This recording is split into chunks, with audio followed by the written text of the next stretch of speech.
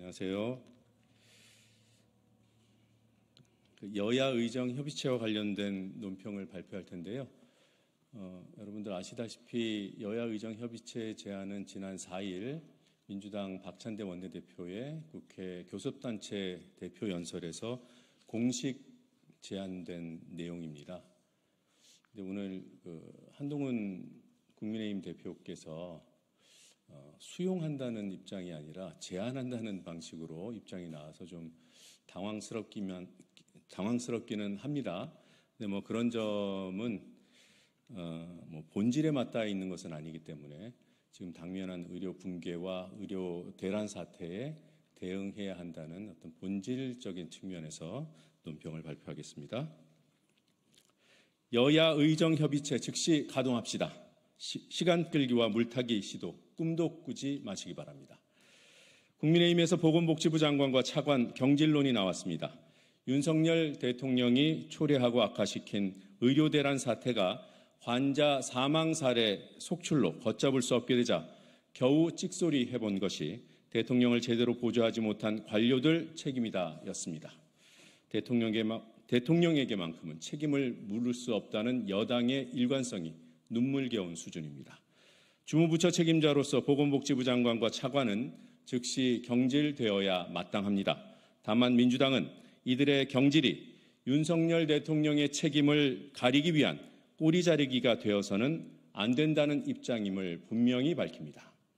윤 대통령이 본인 책임에 대해 대국민 사과를 하고 무리한 의대생 증원 방침을 철회할 때 비로소 장 차관과 대통령 참모 등의 경질이 의미를 가질 수 있습니다. 그나마 지난 4일 민주당 교섭단체 연설을 통해 박찬대 원내대표가 제안한 여야 의정 협의체 구성에 국민의힘이 늦게나마 동의한 것은 다행입니다. 이 부분 다시 읽겠습니다.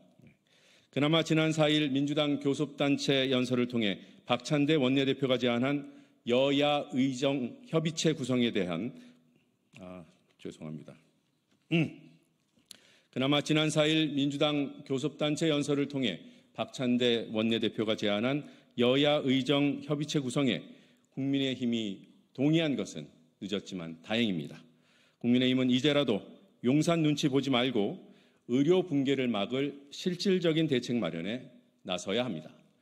의료대란, 의료 붕괴 현실 자체를 부인하던 여당의 입장 변화에 의구심이 드는 것 또한 사실입니다.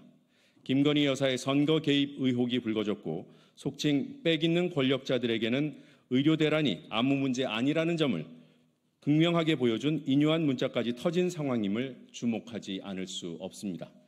분명히 강조하지만 여야 의정 협의체를 통한 의료대란 대응은 윤 대통령 정부를 향한 책임 추궁과는 전혀 별개입니다. 김건희 선거 개입 의혹, 인요한 문자와도 당연히 별개입니다. 수세에 몰린 정부와 여당의 이슈 물타기, 시간 끌기 가능성에 철저히 대비하겠습니다. 민주당은 선거 개입 의혹까지 수사 대상으로 포함한 새로운 김건희 특검법을 발의했습니다. 본회의 통과를 위해 흔들림 없이 절차를 밟아가겠습니다. 인요한 국민의힘 최고위원에 대해서도 윤리위 제소 등을 통해 수술 청탁 의혹을 밝혀내겠습니다. 정부와 여당에 촉구합니다. 여야 의정 협의체를 당장 구성합시다. 정치적 계산 집어치우고 의료 붕괴를 막고 국민 불안을 해소할 실질적인 대책에만 몰두합시다. 이상입니다. 감사합니다.